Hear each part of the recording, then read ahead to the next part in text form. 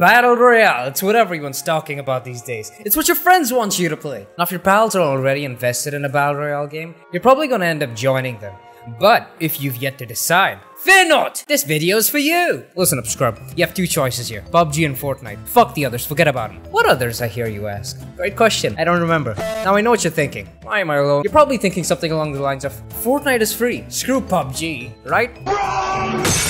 These are games you spend tens, if not hundreds of hours playing. And time is money. You want to be spending that time on places that matter. For instance, you've made it this far into the video and I've yet to start actually talking about either game. Congratulations, you played yourself. Are you leaving now that I brought that up? Congratulations. I'm just getting started. At their cores, PUBG and Fortnite are the exact same game, except PUBG costs $30 and will make you cry. Both of them are essentially last man standing looter shooters, aka Battle Royale. I'm assuming you have a rough idea of what that entails, but just so we're on the same page here, let's get the obvious crap out of the way. Every game starts out the same. You skydive out of a flying vehicle of choice, like a plane or what the Jesus is that. You do this either solo or with a squad, assuming you have friends. You drop into a location of your choosing, and if you have any self-respect, you'll go straight for the hotspots with tons of loot and shed loads of company. Assert dominance or die instantly. It's survival of the fittest out here. Or the one with the better weapons, or better performance, or less ping. Really, just go play a single player game. Why are you doing this to yourself? It's also a wish fulfillment fantasy. Your unhealthy ass may be unable to run 100 meters down to the deli, but here, you can sprint for days, and you will be sprinting. The playable area is constantly shrinking, bringing you and your 100-odd adversaries ever closer with every passing minute. Where these games differ, however, on three core areas in-game, and a few more in the real world.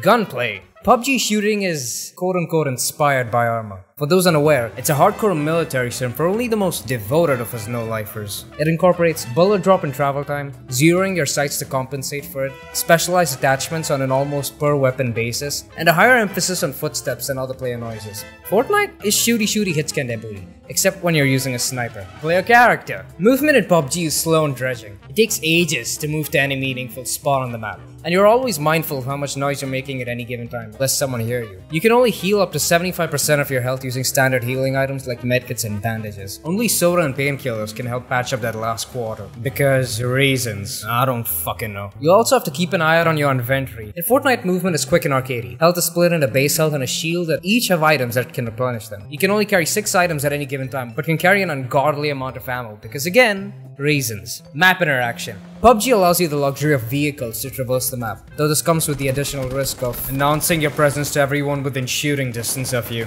Fortnite lacks vehicles, but it brings demolition and construction to the table. You can break down just about any entity in the world and build up walls, floors, and stairs on the fly. This introduces a mechanic of dynamic cover and traversal aids. It ain't just a gimmick, it can mean the difference between life and death. Coming to the other differences, let's get a tad more serious. Bluehole, the dev studio behind PUBG, is significantly smaller in scale stacked next to Epic Games. I mean, this is David vs Goliath, except David's autistic. Content updates for the game are few and far in between, as opposed to Fortnite, which has a steady influx of tweaks, updates, and events that brings in new players and keeps old ones playing. It's fully functional, runs well, and is simple enough to appeal to a wide range of players, albeit at the cost of depth. PUBG, on the other hand, while more mechanically nuanced, takes several hours of play to get to grips with, and is objectively lacking in certain departments. Performance, netcode, bugs, and I expect content updates won't be here anytime soon. Coming to the console space, Fortnite's very nature allows it to be an experience suited for PCs and consoles alike.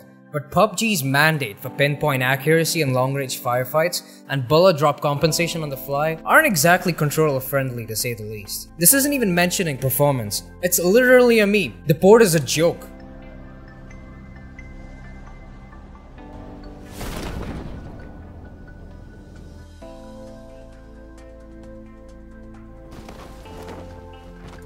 The game struggles to stay above 20 FPS on the Xbox One, and chugs along in the mid-20s on the Xbox One X, in what I consider to be one of the stupidest decisions in gaming I've seen. They decided to have it render at a native 4K instead of opting for a lower resolution like 1440p, which would have no doubt made it easier for them to hit the 30 FPS target, as well as greatly improve texture streaming. You look where I got you! And it doesn't even look good! I just get pissed talking about it, so I'll stop. Whew. And there you have it. I've laid down the facts, do with it what you will. If you think you can tolerate PUBG on the Xbox One X, if you honestly think that you have the patience to stomach this, I've linked a Digital Foundry video in the description that breaks down performance after the latest patch. Have a look at what you're getting yourself into before you make a decision. Fun fact, did you know both these games utilize the same engine? Wow! Wow! fucking wow!